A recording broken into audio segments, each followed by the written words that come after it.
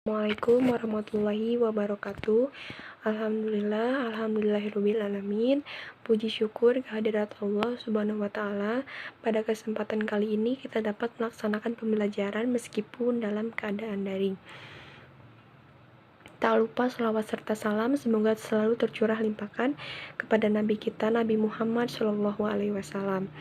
Yang terhormat Ibu Resti Warliani selaku dosen mata kuliah Psikologi Pendidikan dan teman-teman seperjuangan yang saya banggakan.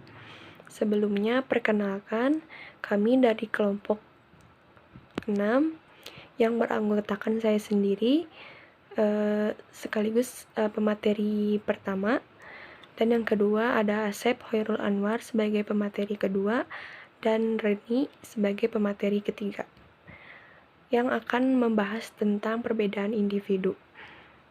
Baik, langsung saja. Pengertian individu. Individu adalah bagian terkecil dari kelompok masyarakat yang tidak dapat dipisah lagi menjadi bagian yang terkecil. Kata individu berasal dari bahasa Yunani individuum yang artinya tidak berbagi, di mana dalam ilmu sosial individu diartikan tidak sebagai sebuah organisasi atau seseorang yang bebas atau tidak terikat dengan organisasi lain. Yang selanjutnya adalah karakteristik individu. Individu adalah minat, sikap terhadap diri sendiri, pekerjaan dan situasi pekerjaan, kebutuhan individual, kemampuan atau kompetensi, pengetahuan tentang pekerjaan, emosi, suasana hati, perasaan, keyakinan, dan nilai-nilai. Yang selanjutnya adalah pengertian perbedaan individu. Individu adalah suatu perbedaan yang dimiliki oleh setiap individu, baik fisik maupun non-fisik, yang menjadikan seseorang memiliki karakter atau ciri-ciri berbeda antara satu dengan yang lain.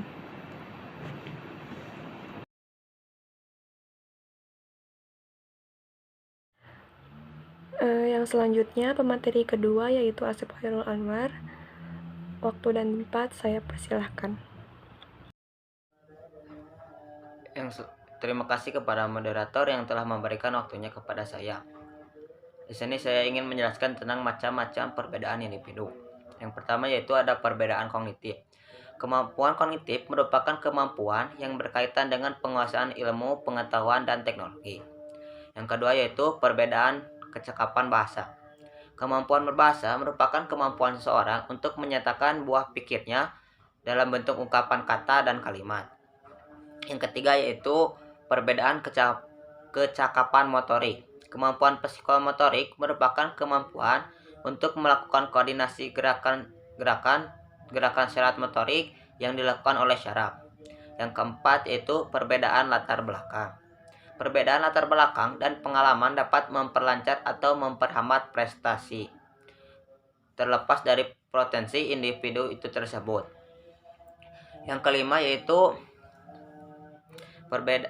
perbedaan bakat. Kemampuan bakat akan berkembang dengan baik apabila mendapatkan rangsangan dan pemupukan yang tepat. Yang keenam yaitu perbedaan kesiapan belajar. Anak-anak pada umur yang sama tidak selalu berada pada tingkat kesiapan yang sama dalam menerima pengaruh dari luar. Yang ketujuh yaitu perbedaan tingkat pencapaian. Tingkat pencapaian anak merupakan suatu fungsi yang menunjukkan nilai belajar anak. Yang kedelapan yaitu perbedaan lingkungan keluarga. Lingkungan keluarga selalu memberikan pengaruh terhadap sikap anak dalam menghargai pembelajaran. Yang kesembilan yaitu perbedaan latar belakang budaya dan etnis. Motivasi untuk belajar berbeda antara budaya yang satu dengan yang lainnya. Anak-anak juga berbeda dipandang dari segi latar belakang budaya dan etnisnya. Yang ke-10 yaitu perbedaan faktor pendidikan. Perbedaan faktor pendidikan mempengaruhi prestasi dalam bidang akademik. Anak-anak yang memperoleh hasil yang selalu efektif dan penuh arti. Yang selanjutnya yaitu jenis-jenis perbedaan individu menurut Sugiharono DKK 2007. Yang pertama yaitu perbedaan jenis kelamin dan gender. Kelamin menunjukkan pada perbedaan biologis dari laki-laki dan perempuan. Gender menunjukkan aspek psikososial dari laki-laki dan perempuan. Perbedaan yang kedua yaitu perbedaan kemampuan. Kemampuan meliputi kapasitas individu untuk memahami tugas dan untuk menentukan strategi pemecahan masalah yang cocok serta prestasi individu dalam sebagian besar tugas-tugas belajar. Yang ketiga yaitu perbedaan kepribadian. Kepribadian adalah pola perilaku dan cara berpikir yang khas yang menentukan penyesuaian diri seseorang terhadap lingkungan.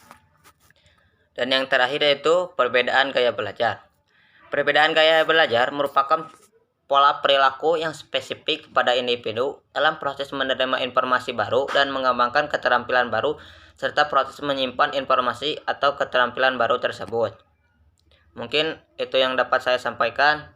Saya kembalikan kepada moderator. Terima kasih kepada Asep yang telah menyampaikan materinya. Yang terakhir, Rini Pakusmawati sebagai pemateri ketiga, waktu dan tempat saya persilahkan. Baik, terima kasih kepada moderator yang telah memberikan waktu kepada saya untuk melanjutkan materi yang telah teman saya sampaikan. Untuk materi yang akan saya sampaikan yaitu mengenai beberapa perbedaan individu yang perlu mendapatkan perhatian. 1. Kecerdasan. Kecerdasan adalah kesempurnaan perkembangan akal budi. Kecerdasan merupakan kemampuan seseorang untuk memecahkan masalah yang dihadapi. Yang kedua, kecakapan. Kecakapan adalah kepandaian atau kemahiran mengerjakan sesuatu. Yang ketiga adalah hasil belajar. Kemudian yang keempat adalah bakat. Bakat adalah kemampuan yang sudah melekat dan dimiliki oleh setiap orang yang bisa digunakan untuk mempelajari sesuatu hal yang cepat. Yang kelima adalah sikap. Sikap adalah keadaan mental dan saraf dari kesiapan yang diatur melalui pengalaman yang memberikan pengaruh dinamik atau terarah terhadap respon. Yang keenam adalah kebiasaan. Kebiasaan adalah perbuatan manusia yang tetap dilakukan berulang-ulang dalam hal yang sama. Kemudian ada pengetahuan. Pengetahuan adalah informasi atau maklumat yang diketahui atau disadari oleh seseorang.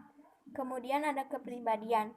Kepribadian adalah keseluruhan cara seseorang individu bereaksi dan berinteraksi dengan individu lain. Kemudian ada cita-cita. Cita-cita adalah sesuatu yang ingin dicapai berupa prestasi ataupun hal baik lainnya di masa depan. Kemudian kebutuhan. Kebutuhan adalah segala sesuatu yang dibutuhkan manusia untuk mempertahankan kelangsungan hidupnya secara alamiah melalui pencapaian kesejahteraan. Kemudian minat. Minat adalah perhatian yang mengandung unsur-unsur perasaan. Minat merupakan dorongan atau keinginan dalam diri seseorang. Kemudian ada pola-pola dan tempo perkembangan. Untuk yang selanjutnya yaitu ciri-ciri jasmania dan yang terakhir latar belakang lingkungan. Untuk selanjutnya ada aplikasi perbedaan individu dalam pendidikan. Meliputi 1. Melakukan pendekatan pembelajaran fleksibel disertai penggunaan multimedia dan multimetode. 2. Memahami pilihan gaya belajar siswa, kemudian menyediakan lingkungan belajar yang mendukung gaya belajar mereka. 3. Memberikan pengalaman-pengalaman belajar yang menggabungkan pilihan cara belajar siswa, menggunakan metode mengajar, insentif, alat, dan situasi yang direncanakan sesuai dengan pilihan siswa. 4. Gunakan kombinasi cooperative learning, pembelajaran individual, dan pembelajaran kelompok atau. Terima kasih kepada Reni yang telah menyampaikan materinya. Sekian dari kelompok kami. Mohon maaf apabila ada kekurangan atau salah kata, karena kami dalam masih proses belajar. Wabillahi taufiq wal hidayah. Wassalamualaikum warahmatullahi wabarakatuh.